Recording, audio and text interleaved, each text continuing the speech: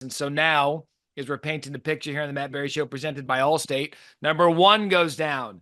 Number 4 goes down.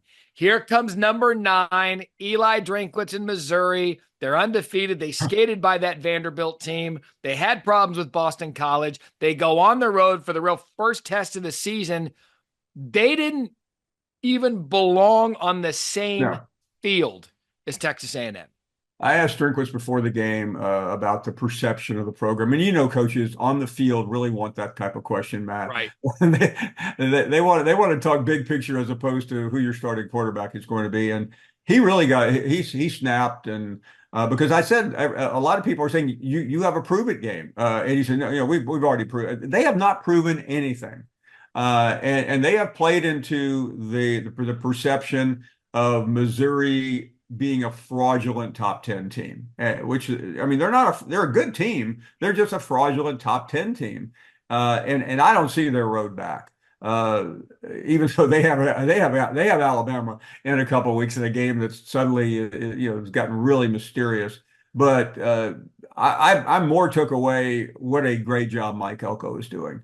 And I thought they would be better than they were under Jimbo Fisher, but I didn't think they would look that good. Yeah, and look, anybody who watches this show and listens to this show, you know that the role Jimbo Fisher played in our Sunday mornings last year. And I want to give A&M brass all of the credit because you could have gone, and I want to get back to the thing you said about Missouri in a minute, but A&M's they've got the history, they've got the money, they've got the facilities, they got everything they want. And this is not a knock on Mike Elko. I mean, this is a compliment.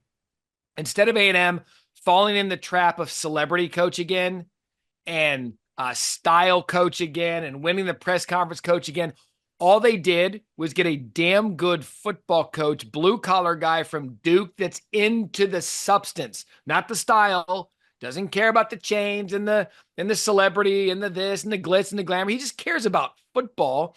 And I think ultimately that's going to be what carries Elko and A&M into the future. He's going to recruit a hard-nosed, blue-collar type player that Jimbo necessarily wasn't going to care about because Jimbo loves stars. He loves star rankings. Mike Elko, he might like talent, but he likes guys who are going to get up there and whoop your ass, and we saw it on Saturday. No, and after spending 2 days there, that's exactly what they have, and they love him. And he's not a guy that I mean, if you bumped into him on the street, you wouldn't guess what he does. I mean, he's very cerebral. He's smart. Yeah. Low key, you know him, you've been around him, and but he fits that culture very well because that is a straight culture. They held their nose with Jimbo, but not anymore. So they're a team that will play. That's another team that you have to. It's a little bit like LSU. You have to start thinking about and wondering about, and that's what the SEC is this year. With so many every week, it seems like there's a new entrant and a new school exiting. Yeah, and under the radar, he starts Connor Wegman, who's been out with injuries, and they had found some rhythm with the younger quarterbacks. So for him to go back to Wegman in a game like this, one, shows the confidence he has in him, and two, shows the confidence he has in his own decision-making to do something like that in a game and in a season that's found some momentum. Okay, so here's the picture I want to paint because we could break down Michigan going to lose at Washington in the Big Ten. Sharon Moore didn't need that, but we also don't need Michigan and Washington to be a Big Ten game. Same for USC and Minnesota. So, Paul, 1, 4, 9, 2 Big Ten upsets, 10 and 11 for the road teams.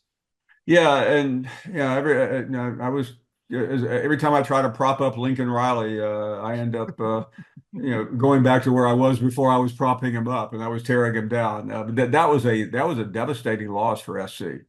Because they really have tougher games down the road, and that was not one of them. But as far as Michigan, that shouldn't really surprise anyone. We wanted to believe this was a really legitimate program, but they're not. I mean, we won't be talking about Michigan and SC much more this year. I think that's a safe bet.